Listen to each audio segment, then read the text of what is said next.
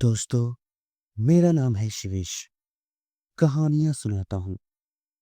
मैं आपको सुनाने जा रहा हूँ लेखिका मनु भंडारी की लिखी कहानी यही सच है। तो पिछले एपिसोड में हमने सुना था कि दीपा कलकत्ता जा रही है अपना इंटरव्यू देने के लिए। अब आगे कलकत्ता का दृश्य। गाड़ी जब हावड़ा स्टेशन के प्लेटफॉर्म पर प्रवेश करती है तो जाने कैसी विचित्र आशंका, विचित्र से भय से मेरा मन भर जाता है। प्लेटफॉर्म पर खड़े असंख्य नर नारियों में मैं इरा को ढूंढती हूँ। वह कहीं दिखाई नहीं देती। नीचे उतरने के बजाय खिड़की में ही दूर तक नजरें दौड़ाती हूँ। आखिर एक कूली को बुलाकर अपना छोटा सा सूटकेस और बिस्तर उतारने को आदेश दे मैं नीचे ही उतर पड़ती हूँ। उस भीड़ को देखकर मेरी दहशत और जैसे बढ़ जाती है। तभी किसी के हाथ के स्पर्श से मैं बुरी तरह चौंक जाती हूँ। पीछे देखती हूँ तो इरा खड़ी है। रुमाल से चेहरे का पसीना पोंछते हुए कहती हूँ, उफ, तुझे न देखकर मैं घबरा रही थी कि तुम्हारे घर कैसे पहुंचूंगी। बाहर आकर हम टैक्सी में बैठते हैं। अभी तक मैं स्वस्थ नहीं हो पाई हूँ। जैसे ही हावड़ा पुल पर गाड़ी पहुंचती है, हुगली के जल को स्पर्श करती हुई ठंडी हवाएं तन मन को एक ताजगी से भर देती हैं। इरा मुझे इस पुल की विशेषता बताती है और मैं विस्मित सी उस पुल को देखती रहती हूँ। दूर दूर तक फैले हुगली के विस्तार को देखती हूँ।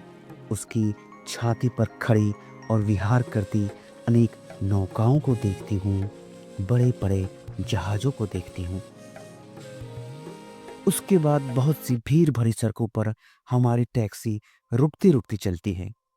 ऊंची ऊंची इमारतों और चारों ओर के वातावरण से कुछ विचित्र सी विराटता का आभास होता है और इन सब के बीच जैसे मैं अपने आप को बड़ा खोया खोया सा महसूस करती हूँ। कहाँ पटना और कानपुर और कहाँ यह कलकत्ता। मैं तो आज तक कभी बहुत बड़े शहर को देखी भी नहीं। सारी भीड़ को चीरकर हम रेड रोड पर आ जाते हैं। चौड़ी शांत सड़क, मेरे दोनों ओर लंबे चौड़े खुले मैदान।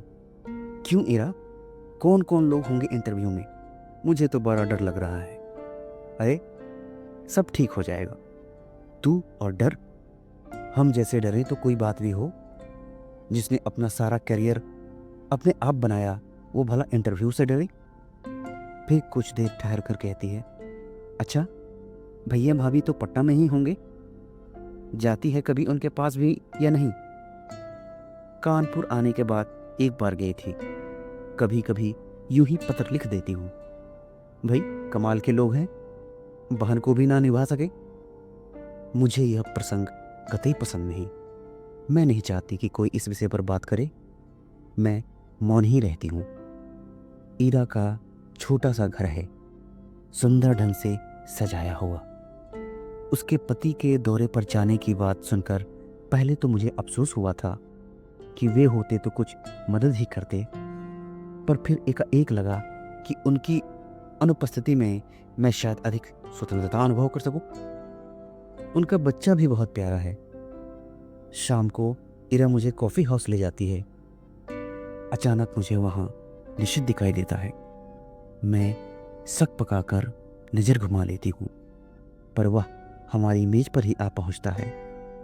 विवश होकर मुझे उधर देखना पड़ता है, नमस्कार भी करना पड़ता है और इरा का परिचय भी करवाना पड़ता है।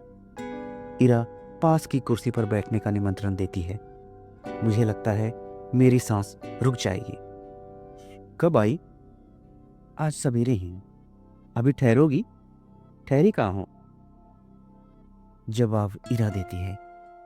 मैं देख रही हूँ, निशित बहुत बदल गया है। उसने कवियों की तरह बाल बढ़ा लिए हैं। यह क्या शौक चर्राया? उसका रंग स्याह पड़ गया है। वह दुबला भी हो गया है। विशेष बातचीत नहीं होती और हम लोग उठ पड़ते हैं। इरा को मुन्नू की चिंता सता रही थी और मैं स्वयं भी घर पहुंचने को उतावली हो रही थी। कॉफी हाउस से धर्मतल्ला तक वह पैदल चलता हुआ हमारे साथ आता है। इरा उससे बात कर रही है मानो वह इरा का ही मित्र हो। इरा अपना पता समझा देती है और वह दूसरे दिन ही 9 बजे आने का वायदा करके चला जाता है। पूरे 3 साल बाद निशित का यूं मिलना न चाहकर भी जैसे सारा अतीत आंखों के सामने खुल जाता है। बहुत दुबला हो गया है निशित। लगता है जैसे मन में कहीं कोई गहरी पीड़ा छिपाए बैठा है। मुझे अलग होने का दुख तो नहीं साल रहा उसे। कल्पना चाहे कितनी भी मधुर क्यों ना हो, एक तृप्तियुक्त आनंद देने वाली क्यों ना हो, पर मैं जानती हूं यह झूठ है।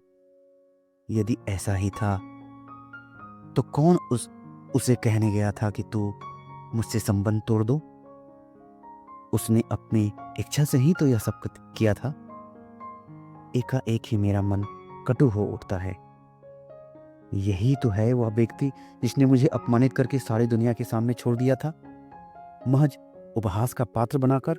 उफ, क्यों नहीं मैंने उसे पहचानने से इनकार कर दिया। जब वह मेज पर आकर खड़ा हुआ तो क्यों नहीं मैंने यह कह दिया, माफ कीजिए, मैं आपको नहीं जानती। जरा उसका खिसियाना तो देखती। वह कल भी आया। मुझे उसे साफ साफ होना कर देना चाहिए था कि मैं उसकी सूरत भी नहीं देखना चाहती। मैं उससे नफरत करती हूँ। अच्छा है, आए कल मैं उसे बता दूंगी कि जल्द ही मैं संजय से विवाह करने वाली हूँ। यह भी बता दूंगी कि मैं पिछला सब कुछ भूल चुकी हूँ। यह भी बता दूंगी कि मैं उससे घृणा करती हूँ और उसे अपनी जिंदगी में कभी नहीं माफ कर सकती। यह सब सोचने के साथ साथ जाने क्यों मेरे मन में यह बात उठ रही थी कि 3 साल हो गए, अभी तक निशित ने विवाह क्यों नहीं किया। करे ना करे मुझे क्या वह आज भी मुझसे कुछ उम्मीद रखता है। मूर्ख कहीं का। संजय, मैंने तुमसे कितना कहा था तुम मेरे साथ चलो, पर तुम आए नहीं। इस समय जबकि मुझे तुम्हारी इतनी इतनी याद आ रही है, बताओ मैं क्या करूं। नौकरी पाना इतना मुश्किल है, इसका मुझे गुमान तक न था। इरा कहती है कि 150 की नौकरी के लिए खुद मिनिस्टर तक सिफारिश करने पहुंच जाते हैं, फिर तो यह 300 का जॉब है। निशित सवेरे से शाम तक इसी चक्कर में भटका है, यहां तक कि उसने अपने ऑफिस से छुट्टी भी ले रखी है। वह क्यों मेरे काम में इतनी दिलचस्पी ले रहा है। उसका परिचय बड़े बड़े लोगों से है और वह कहता है जैसे भी होगा वह काम मुझे दिलाकर ही मानेगा। पर आखिर क्यों। कल मैंने सोचा था कि अपने व्यवहार में रुखाई से मैं स्पष्ट कर दूंगी कि अब वह मेरे पास न आए। 8:45 के करीब जब मैं अपने टूटे हुए बाल फेंकने खिड़की पर गई तो देखा घर से थोड़ी दूर पर निशित टहल रहा है। वही लंबे बाल, कुर्ता पाजामा। तो वह समय से पहले ही आ गया। संजय होता तो 11 बजे के पहले नहीं पहुंचता। समय पर पहुंचना तो वह जानता ही नहीं। उसे यूं चक्कर काटते देख मेरा मन जाने कैसा हो आया, और जब वह आया तो मैं चाहकर भी कटु नहीं हो सकी। मैंने उसे कलकत्ता आने का मकसद बताया तो लगा कि वह बड़ा प्रसन्न हुआ। वहीं बैठे बैठे फोन करके उसने इस नौकरी के संबंध में सारी जानकारी प्राप्त कर ली। कैसे क्या करना होगा उसकी योजना भी बना डाली। बैठे बैठे फोन से अपने ऑफिस में सूचना भी दे दी कि वह आज ऑफिस नहीं आएगा। विचित्र स्थिति मेरी हो रही थी। उसके इस अपनत्व भरे व्यवहार को मैं स्वीकार भी नहीं कर पाती थी और नकार भी नहीं।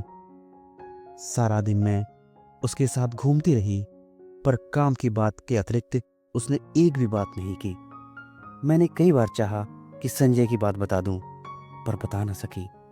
सोचा वह सुनकर यह दिलचस्पी लेना कम न कर दे। उसके आज भर के प्रयत्नों से मैं काफ़ी उम्मीद पाल चुकी थी। यह नौकरी मेरे लिए कितनी आवश्यक है। मिल जाए तो संजय कितना प्रसन्न होगा। हमारे विवाहित जीवन के आरंभिक दिन कितने सुख में बीतेंगे। शाम को हम घर लौटते हैं। मैं उसे बैठने को कहती हूँ, पर वो बैठता नहीं, बस खड़ा ही रहता है।